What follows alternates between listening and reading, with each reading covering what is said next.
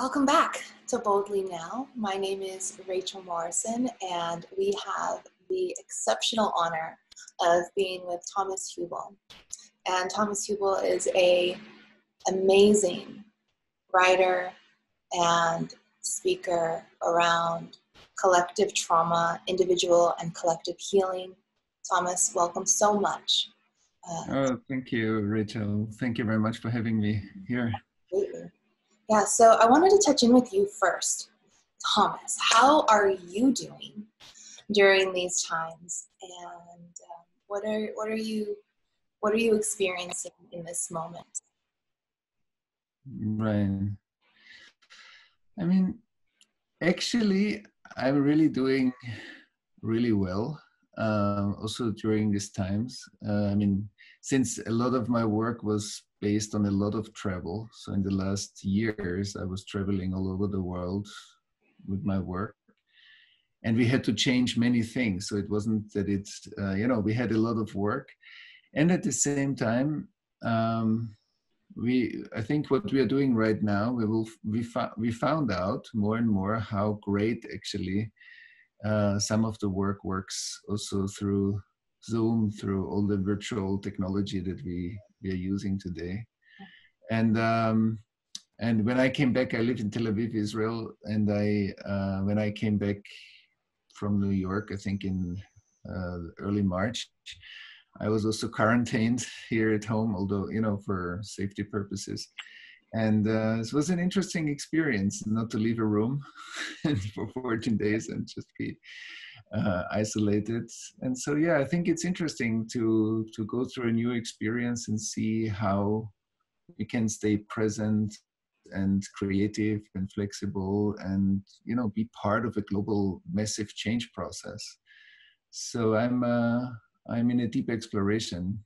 And since that's also very much connected to my work in general, like how we as human beings are able to respond to change that is needed, I call this changeability. I find it as an interesting process at the moment, individually for myself, with my family, of course, but also collectively around me. Yeah, what are you noticing in some of the work that you're doing right now that is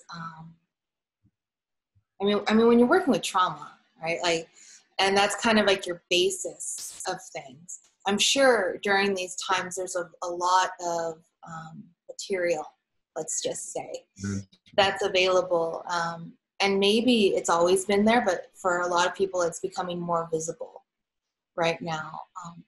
What are you noticing? Yeah, I mean, you said it already, that the trauma is like the amount of trauma that is in our nervous systems, in our bodies, emotions, minds, but also in our collective systems is a lot, but it's often under the radar, under the surface. And I think in collective crisis times or in personal crisis times, we suddenly become aware of the amount of trauma that lives in us. And this might be when we have a very triggered moment, when we have an intimate relationship difficulty, when suddenly something happens with our companies or workplaces.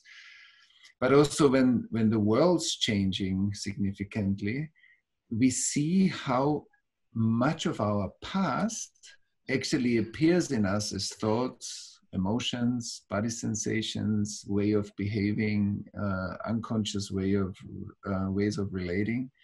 And I see this at the moment, of course, very clearly, how the collective stress factors are rising, and then it brings up a lot of former trauma material. And in my work, I look at integrated history as presence. So the past, in my understanding, is unintegrated history, either in my own biography, like if a person got traumatized at age 3 or 5 or 7. So there is a lot of past that comes up as fears, as concerns, as anger, as stuff that is difficult in relation to the world.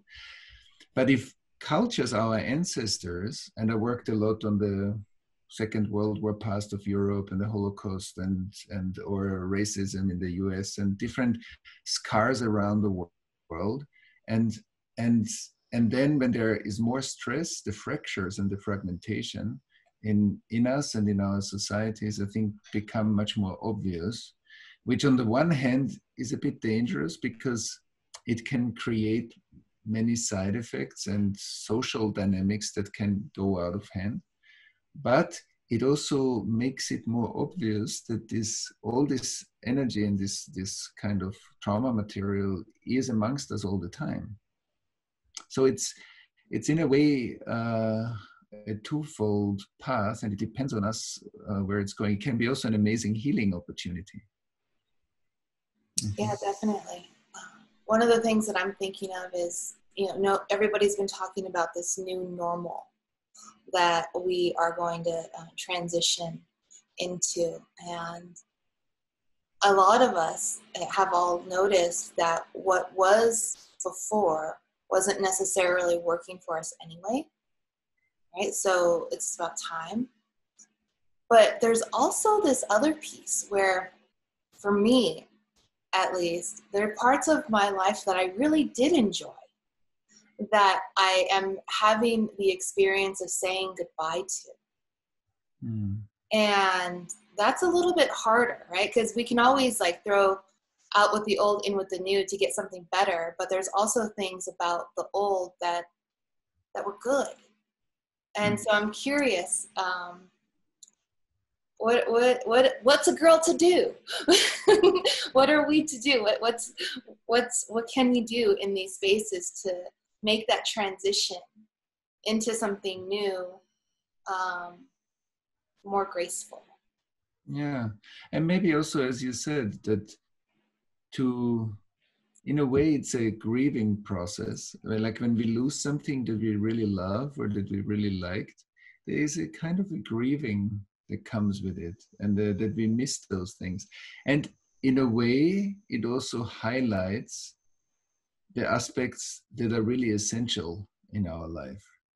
Because, in a habitual way of living, life becomes too habitual, and then we forget many things. And then when suddenly the habits break down or they don't work anymore as they did before, then we come back to it and say, oh wow, wait a moment, I need to relate again to this moment that my relating became habitual. And we all know that the nervous system, sometimes when we don't really practice presence and relation and mindfulness and really feeling each other as we relate, then my brain rather likes to download the old version of you because it's kind of more efficient, and only when something changed, it updates it. And so habits are kind of energy saving modes, and that are great at times, but they also obscure and block a bit our vision to what's actually happening, as you said, boldly now. So what's happening now is very important, but that needs a constant update. It's an awareness process to stay present to what's now. And so trauma on the one hand doesn't allow us to be present really, because it constantly dances in front of our eyes unconsciously, and the other one are habits, when we become too habitual, and then suddenly we see, wow, they're actually the things I really cherish, I really love, I really want in my life. Then I feel that there's a bit of a grief, but that grieving makes me again more vulnerable and awake to what is, and what is really essential for me. And I also believe a crisis, of course, a crisis time for some people becomes very existential. I mean, there are millions of people that lost their workplaces, and their kind of livelihood is endangered significantly. Mm-hmm. And some people, they go through really difficult health or family health challenges.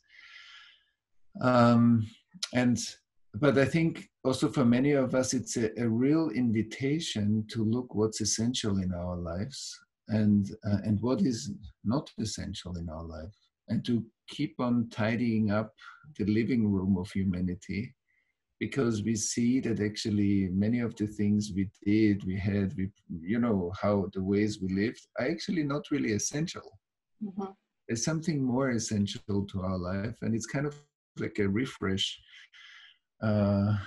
the browser moment, I believe, for many of us. Definitely. And in that way of looking at it, I'm curious what you see on the other side of the restart. What you see on the other side of personal and collective healing. What is the greatest thing that we could call into existence if we know that what we are working with in collective and personal healing is possible at the greatest scale? What do you see for an individual and for the collective potential on the other side of this grand endeavor? Yeah. So let me define for a moment what is trauma and collective trauma, and then I can talk about what I see on the other side. So let's say we are here, we are present with each other, and then something happens that is really overwhelming, and so overwhelming that we call it traumatic.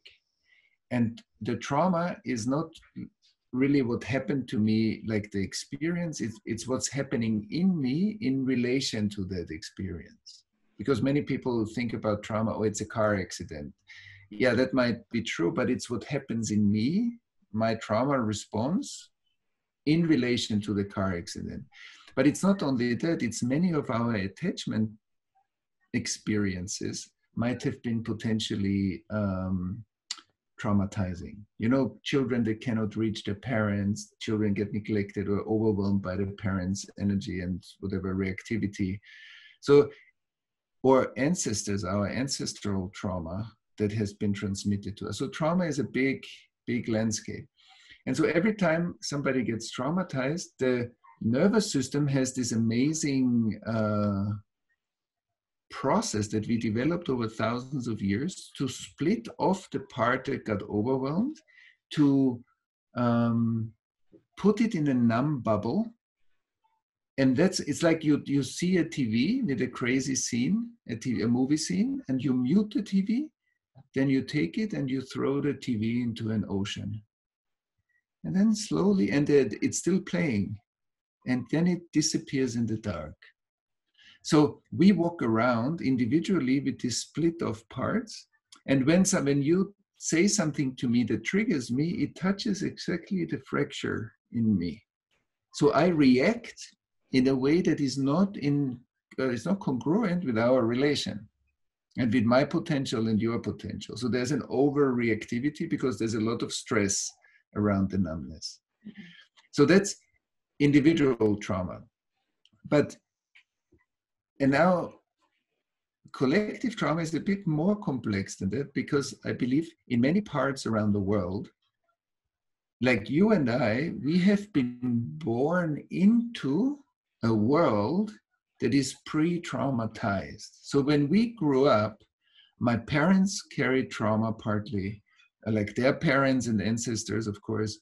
Then maybe in Europe, I was affected by the Second World War that my grandparents experienced, and maybe your culture had another collective trauma situation. So my parents, my teachers, the society around me, the people at the supermarket, when we carry all of us a certain amount of trauma, more or less, trauma becomes the new normal.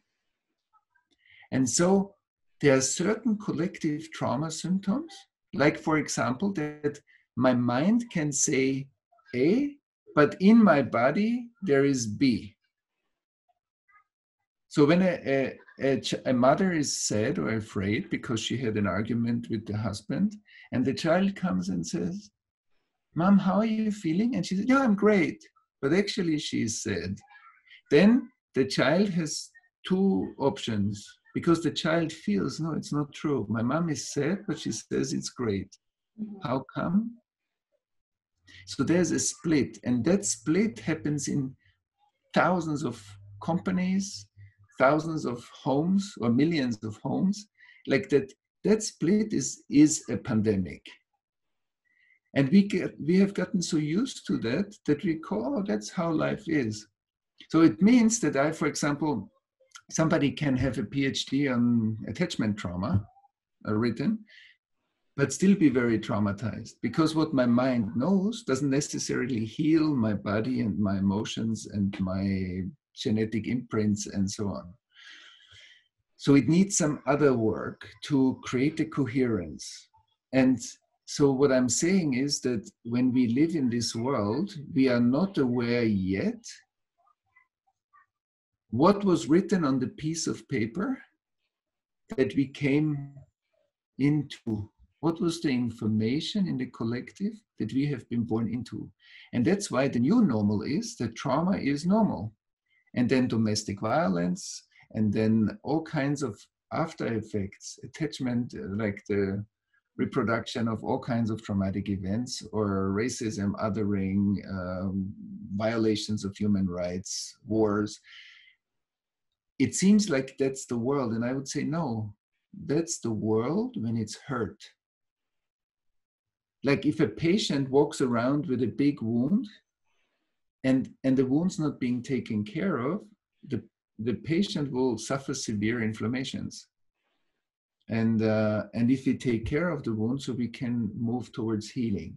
So when you ask me what's the way, there is a collective awakening, like with the event that you're doing. Collective coherence building is one of the major remedies to take care of the traumatization in the culture. Coherence, presence, real relation. When I'm really interested in what you want to share with me, and I really feel you when I listen to you, that creates moments of co-regulation.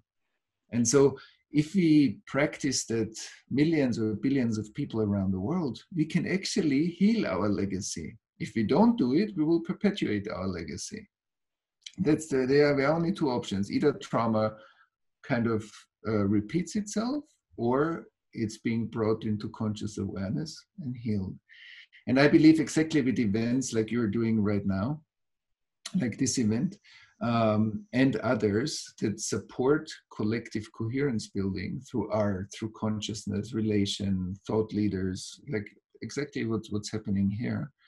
I think that's one way to create the resourcing that we need to wake up and see, wow, actually, I see so many the polarization in the political landscape, how we talk about politics, like criminal rates, many things that are part of our culture, that are expressions of our collective unconscious lakes that we all share. And it's very important that we see it doesn't happen outside. You know, through the pandemic, we see that how interdependent the world has become, or is, always is. And so this interdependence means that we are all shareholders of the world that we want to build, but we are also all shareholders of the world, the unconscious world, that we fund together through our life energy and our actions. So the way there is basically a global awakening that certain elements are actually based on trauma that we see in our society, and then be more and more trauma informed, so that we have the skill sets to heal it. And it's the remedy is in us. We are the remedy. Yeah, absolutely. And the more we get coherent around those types of messages, I think the easier we can listen into what is ours to do and what is ours to heal. Because we can't necessarily always heal everyone and everything. That's really not what we're here to do, but it is important for us to do what is ours to do. And I'm curious, Thomas, in this last question that I have for you, if we could have one message to build coherence around during this time as a gateway, into our next best possible evolution together, what would that be? Yeah, it would be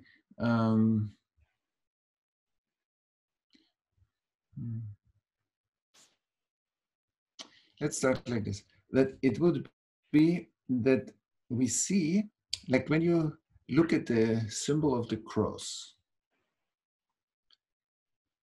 I believe like right now, as the two of us are sitting here, like when my body feels your body and yours mine, when your emotions are connected to mine, when we feel each other, we can intellectually relate to each other. So the basic building block of relation is I feel you feeling me.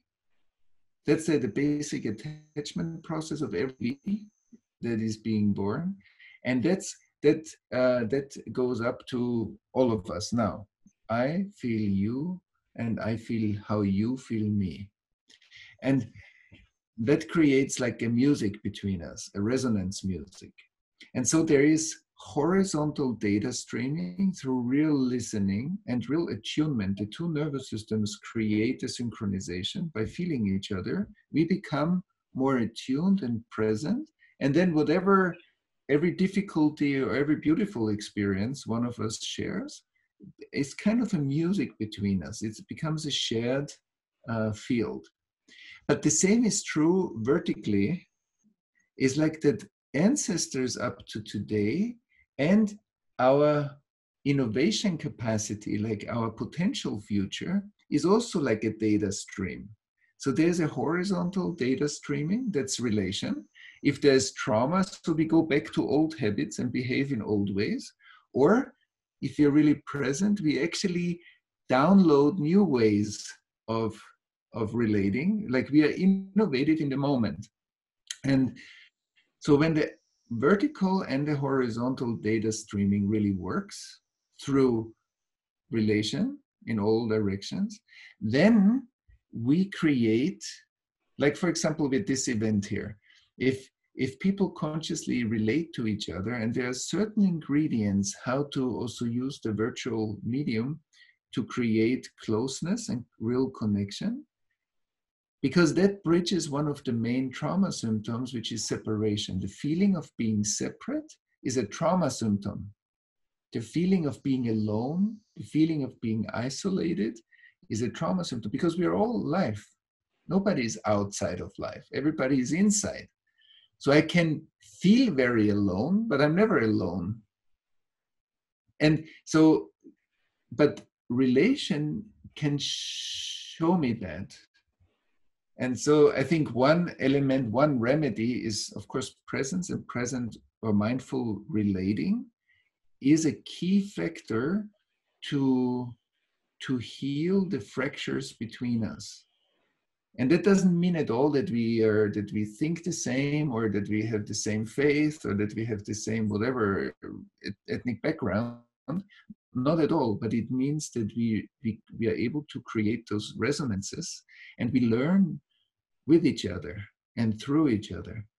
And I think that's a very powerful learning process, that relating is an online data streaming.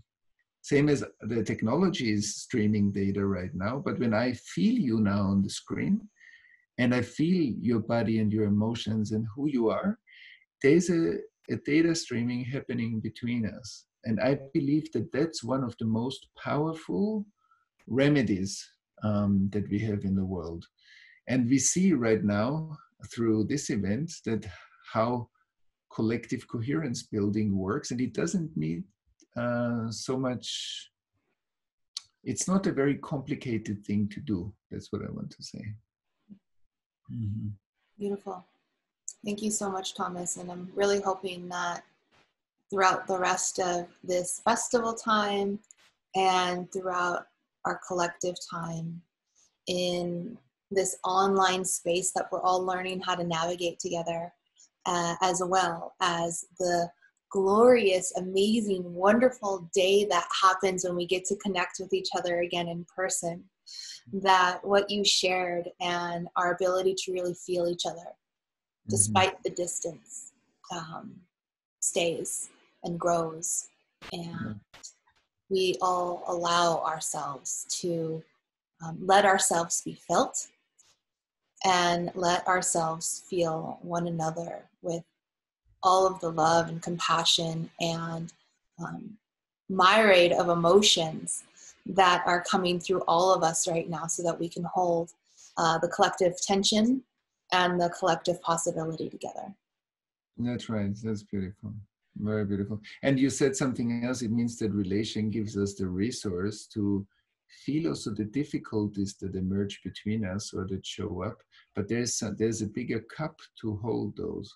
And another way maybe to look at it is, when I look at you right now, you are happening in my perception. For me, the Rachel I see is happening in my brain. The Rachel I see is happening in my brain, and the Thomas you see is happening in your perception. So only through relation can we find out if what we see and what is out there is really the same. Maybe the Rachel I see is not fully the Rachel that you are, but through being interested and in resonance with each other, we can find out if that's true. I often say, marriage or intimate relationship is the time that it needs to find out what we didn't see in the first moment. Because when we come together, there are many things that later we say in the relation, oh, wow, I'm so surprised that that's who you are. But that was there in the first moment too. It was just a bit covered. So really being interested in each other and finding out who we are needs us relating, really. And so if we can go through the difficulty of that which is hidden and that we cannot fully perceive at the beginning, it's a constant learning process. And I think that's very, very important. Yeah. Yeah, absolutely. You spoke to attunement earlier, and I know we're going on about it, but it's okay.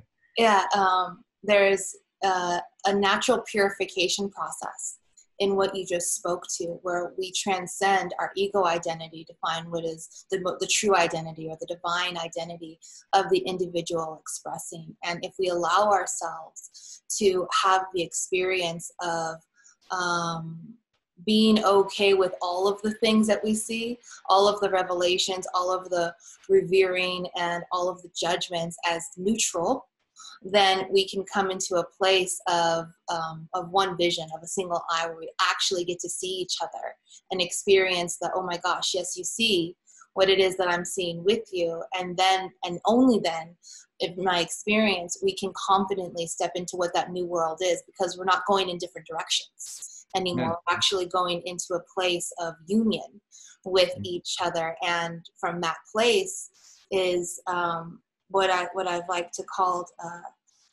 stepping into a walking apocalypse with your partner, meaning that reality begins to bend to your will when you're in full agreement with the direction that you're taking with another person in a shared vision together, because you took the time to let what you see me as and what I see you as actually transcend both of our perceptions into who we actually are together.